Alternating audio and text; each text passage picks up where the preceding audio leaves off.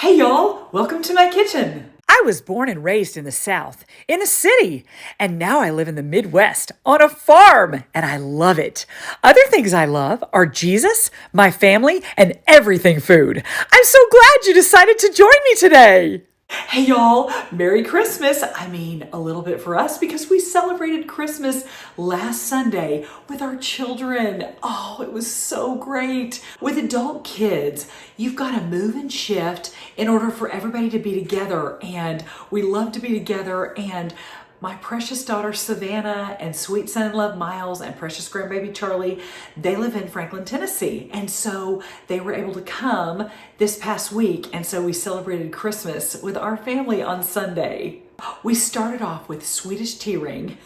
Well, say that 10 times fast. Anyway, it's my mom's tradition. She always starts off Christmas morning with Swedish tea ring, and she often made them in the shape of a candy cane, but a lot of times in the shape of a wreath, and she always put a wonderful glaze on top, and she would cut maraschino cherries in red and green and make it look like little balls of holly berries. It was so cute. And sometimes she halves pecans and puts them on there. I always think of her when I do a Swedish tea ring. Hi Mom, I love you. And those of you who are praying for Mom's hip to get better, just keep praying. She's doing well because she's very strong. On the inside, on the outside, she's just a tough, strong, wonderful, godly woman. But please pray. We love all the prayers. And after the tea ring, we went to church and worshiped together. And then afterward, we had lunch together, and that was kind of our Christmas meal. And then we opened gifts, and we even had a photo session with sweet Charishighphotography. We love that girl. She's amazing. And it was awesome to have her welcomed into our loud, fun, laughter, chaos. And she just fit right in, and we're so thankful for her. A photo session is always exciting with precious grandbabies and also dogs. Two of my daughters have dogs, and it was fun to have them in the pictures as well. We did not have Butter in the photo because I think I've told y'all before that we are dog lovers, but terrible dog trainers. Butter has a mind of her own, and she's just wonderful. We really love her, and also disobedient to a fault at times. I also planned a game for us to play at one point in the afternoon, but there wasn't a second to spare. I looked around at times in the afternoon and early evening, and all of the kids were just having these great conversations.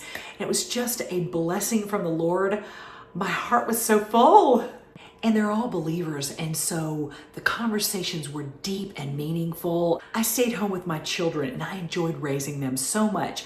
I loved them and I liked them, but as adults, they are just such great people to be around. I mean, I enjoy them to the full. Wow. Again, our longing for heaven to all be together and never have to say goodbye. Also, I wanted to do a show, but there was just never enough time. And that's okay. You got to be flexible. We have to be flexible.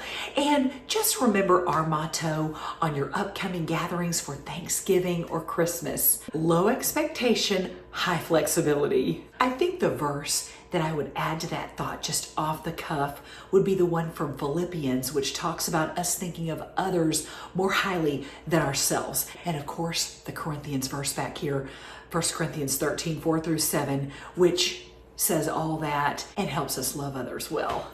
I just think as you go into your family gatherings for Thanksgiving and Christmas, you just keep in mind how much you want to love people, that you don't have to be right about anything. You don't have to convince anyone of anything. You just have to love them. The greatest commandment. Love God and love others. But I have a fun recipe today for y'all that you can make. It's only 6 ingredients. It's going to be awesome and yummy and not take you long, and you might have all the ingredients in your pantry. Today we're going to make churro brittle. Let me show you what you'll need. Crackers, butter, sugar, brown sugar, cinnamon, and white chocolate chips. Hey y'all, I'm so excited to make this churro brittle with y'all today. It's gonna be so easy and so yummy, and you can bring it to all your gatherings or just eat it by yourself. You start off with a jelly roll pan or any kind of cookie sheet, just make sure it's big. I like to line mine first with aluminum foil for easy cleanup. Okay. I don't use aluminum foil a whole lot anymore, but it's good for some things. Okay, you have your aluminum foil covering your pan. Then you're just gonna get a little parchment paper and put it on top. Okay, now you're just gonna take some saltine crackers, and here we go. Doesn't matter which brand. I used to love Zesta. Now I think they're all pretty great. I have not bought just plain old saltine crackers in so long. When I do a charcuterie board, I always buy a little bit bougie, or a little bit more bougie crackers. But, I mean, a good old saltine, who can argue with that? What you're gonna do is lay every cracker just side by side on your pan. Little helpers in the kitchen, perfect job. Or if someone says, do you need my help in the kitchen? You could save this job for them. Kind of fun, like a puzzle. So I have put 6 down one side and 8 across, and I could just hear my sweet dad saying, 6 8s are 48, 6 8s are 48. He helped us memorize our multiplication tables growing up. Hi, Dad, I love you. Y'all, we gotta pray that my dad's right eye, that God completely heals it and he gets his vision back. He's probably memorized the whole Bible. I'm not exaggerating when I say that. And he's so humble, he would never admit to knowing the whole Bible. But I would suspect that he knows it by heart. But he loves to read. He loves to read the Bible and other books, and one eye, I want him to see clearly out of both. He has such a good attitude. Oh, my parents, y'all. They are the best. There were 43 crackers in one sleeve, and we need 48, so that helps y'all in buying to prepare to make this. I kind of do my own math. I sew a bit, and my mom told me, Mars, you do math when you sew. I was like, oh, my mom can really sew. Oh my goodness. And Rick's grandmother, Grandma Jay, who's in heaven, she would sew, and she was, wow. I think I've told y'all before that she even made a wedding dress for a soap opera star. And she made quilts for all my girls. And there's even a dolly quilt we found this week that's little and cute. And it was made by Grandma Jay. Now we're gonna head on over to the stove. Melt 2 sticks of butter in a saucepan on the stove. Add 2 cups brown sugar.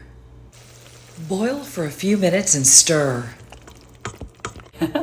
Okay, y'all, I added another cup of brown sugar to this because it just looked a little thin. So I will make note of that in the recipe, but y'all, it's 2 cups of brown sugar, not 1. Okay, pour it over. Ooh, oh my. Oh, this is pretty. Wow. Ooh, that is gorgeous. And my kitchen smells divine, just saying. Then spread it around carefully so you don't move your crackers. Savannah, my precious oldest, decided this year for drawing names for Christmas with just our kids that we would home make our gifts. It's really fun. Now you're going to put this in a 400-degree oven for 5 minutes.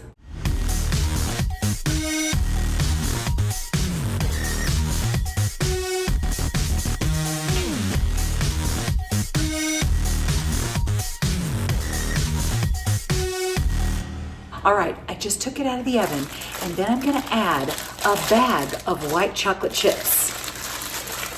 These are always, ooh. Grab my scissors. Alrighty. Scissors are so handy. Sprinkle on top. Give those time to melt a few minutes. While those are melting, take 2 teaspoons of cinnamon, cute little cup given to me by my sweet Madeline. Hi Madeline, I love you. And 1/4 cup of sugar, cute cups given to me by my sweet sister Hadu. Hi Hadu, I love you too. Mix them together. I'm gonna put them in this cute little cup given to me by sweet Shauna. I love you too, Shauna. I don't think she'll have time to watch this, but maybe eventually. And stir them together.